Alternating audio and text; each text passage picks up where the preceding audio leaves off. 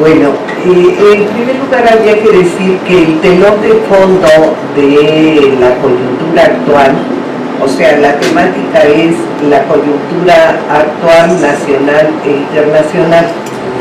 Ese es el nombre de la mesa. Bueno, diría yo que el telón de fondo de esta coyuntura nacional e internacional es la crisis económica estructural que se inicia en los 70 y que hasta la fecha no ha podido ser resuelta. O sea que el gran capital financiero no ha conseguido recuperar la tasa de ganancia y ha puesto en funcionamiento un conjunto de estrategias, pero hasta el momento no ha podido resolver esa crisis estructural.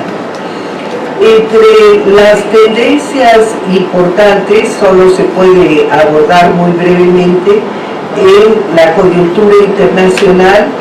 Lo primero que diría yo es que hay un fortalecimiento de la derecha muy importante en el mundo en su conjunto y el surgimiento de un neofascismo que no solo atañe al presidente Donald Trump, sino que se manifiesta en amplios sectores sociales, como se puede ver en los propios Estados Unidos, pero también a lo largo de Europa, como en Francia, en Italia o en Alemania. Ahora, la ideología que sustenta el neofascismo es, como antes, el racismo, pero ahora dirigido fundamentalmente contra los migrantes. Y pueden ustedes presenciar ataques permanentes tanto a los migrantes en Estados Unidos como a los migrantes hacia Europa. Un segundo aspecto de esta coyuntura internacional, habría que decir que ante el fracaso del neoliberalismo para resolver la crisis estructural y la reiterada aparición de crisis financieras, de las cuales la de mayores efectos es, por supuesto, la de 2008, por haber estallado en Estados Unidos, el país hegemónico y con la economía mayor del mundo.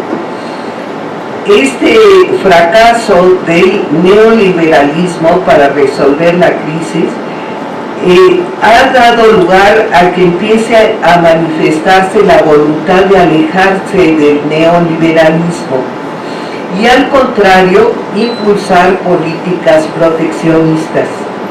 Esa es la línea de Trump en Estados Unidos y también se expresa en la salida del Reino Unido de la Unión Europea. O sea, diríamos que el neoliberalismo, después de esta devastación que ha provocado en el mundo, o sea, devastación para las clases trabajadoras de todo el mundo, sin embargo, ni así ha podido resolver la crisis y entonces empiezan a pensar en otras alternativas frente a la crisis económica. Un tercer aspecto que habría que subrayar de la coyuntura internacional es que se está desarrollando una batalla por la hegemonía, pues Estados Unidos ha perdido terreno en la economía y el interés para recuperar el poder explica no solo el nacionalismo y el proteccionismo enarbolado por Trump, sino en general las acciones de política exterior de su gobierno.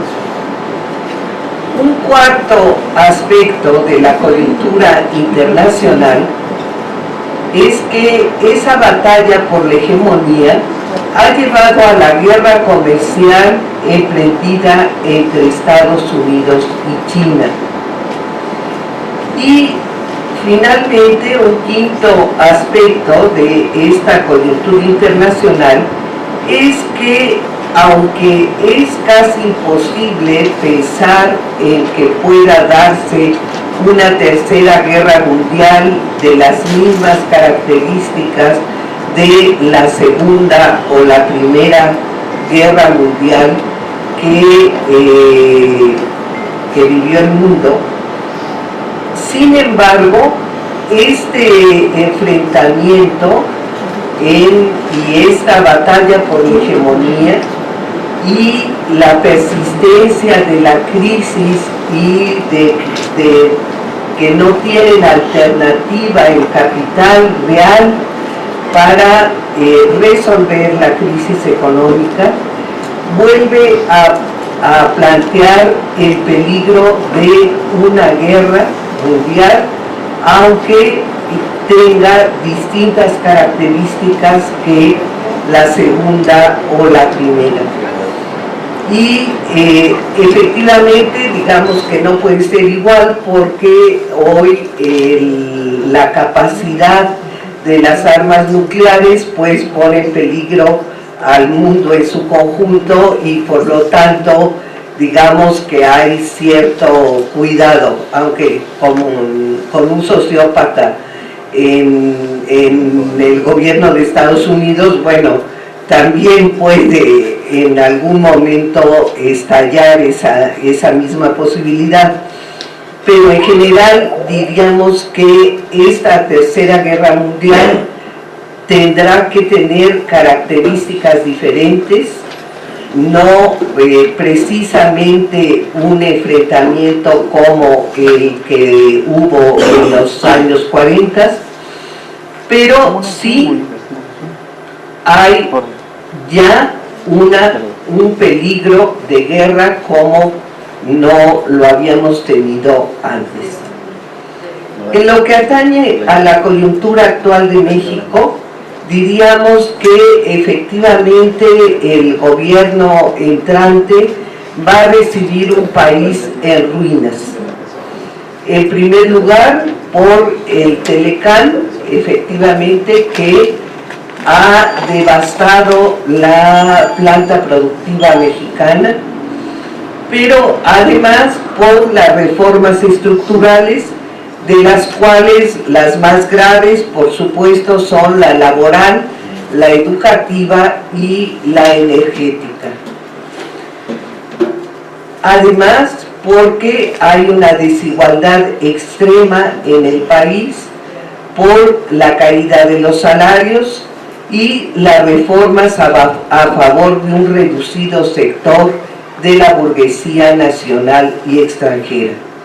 También tenemos un completo estrangulamiento del mercado interno, un desmantelamiento, como decía, de la planta productiva nacional, o sea, a favor de una extranjerización de la planta en general, un avance inusitado o no vivido antes de la inversión extranjera en el país, y una entrega de recursos naturales y humanos al extranjero.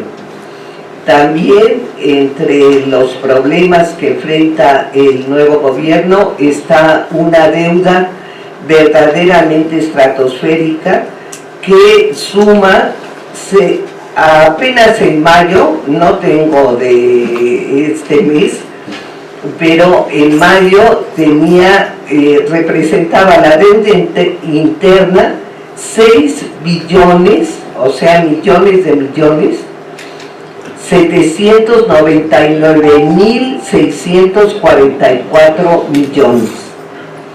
Verdaderamente es una suma impresionante. Y en cuanto a la deuda externa, está en 200.000 millones de dólares. O sea que en el terreno económico, efectivamente, no me parece exagerado el término de bancarrota, prefiero decir que está un país en ruinas, pero así es, efectivamente. Y por otro lado, en el terreno social, pues tenemos nada menos que 240,000 muertos, que son, digamos, un saldo que solo corresponde efectivamente a una situación de guerra, y 30,000 desaparecidos. O sea, efectivamente tenemos una situación extrema en la que está viviendo el país. En ese panorama, el triunfo contundente de López Obrador representa un triunfo en una batalla importante. Diría yo que es un triunfo histórico, pues por primera vez desde Madero se ha ejercido el sufragio efectivo, o sea que era la demanda de la Revolución Mexicana, pero que nunca se pudo realmente ejercer ese sufragio efectivo, y hasta ahora, gracias al hecho de que fue un triunfo contundente, se pudo evitar el fraude electoral. Y es también histórico porque representa una derrota del PRI y el PAN y de la derechización del PRD. Sin embargo, habría que señalar que no hay un pueblo organizado. Sí puede hablarse de una politización muy amplia de la población, pero esta no llega a representar una conciencia de clase. Por eso puede afirmarse que todavía no hay un cambio en la correlación de fuerzas.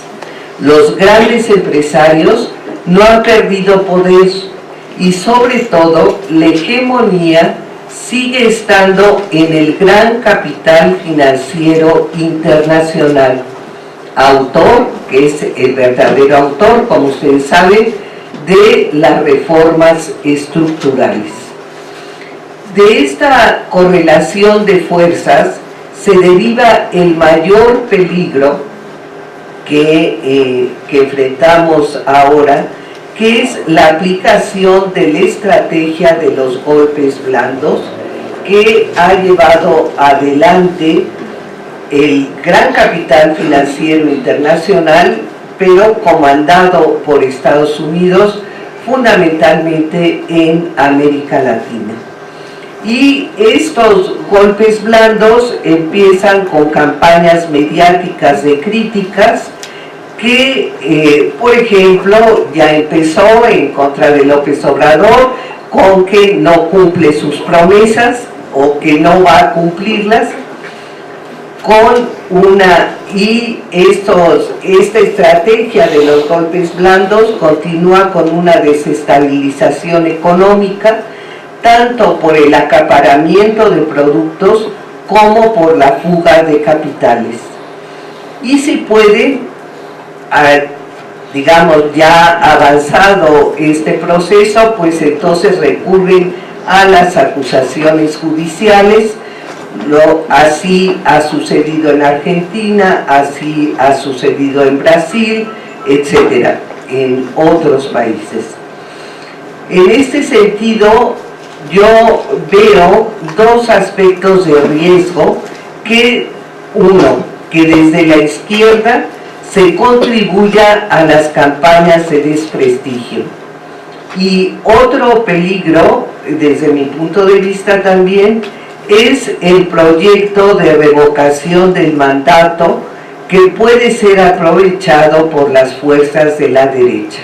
O sea, si llevan adelante esta estrategia del golpe blando y aumentan las campañas mediáticas que ya están en marcha, lo vemos todos los días en los medios, pues efectivamente lo de la revocación del mandato puede convertirse en una gran oportunidad para llevar adelante esta estrategia. Por otro lado, en cuanto a los desafíos que enfrenta no solo el nuevo gobierno, sino el país en lo inmediato, es en primer lugar mantener la estabilidad y evitar la fuga de capitales, porque justamente esto constituye una desestabilización económica muy peligrosa. Pero el mayor reto para el nuevo gobierno es retomar el crecimiento y para todos, no solo para el gobierno, es revertir las reformas estructurales. Aquí hay que señalar que en cuanto a la reforma laboral, que es una de las más graves y que ha afectado enormemente a los trabajadores mexicanos, no se ha hablado nada y solo se ha hablado de aumentar salarios. En cuanto a la reforma energética, hay que señalar que hay contratos firmados por el gobierno mexicano y que esto dificulta el hacer retroceder la reforma energética. En cuanto a la educativa, hay que señalar que no solo se trata de derogar el aspecto laboral y punitivo de la reforma, o sea, esta reforma explícita del gobierno de Peña Nieto, sino hay fundamentalmente el echar para atrás la reforma educativa significa también cambiar los planes de estudio y revertir ese retroceso que han significado los nuevos planes de estudio.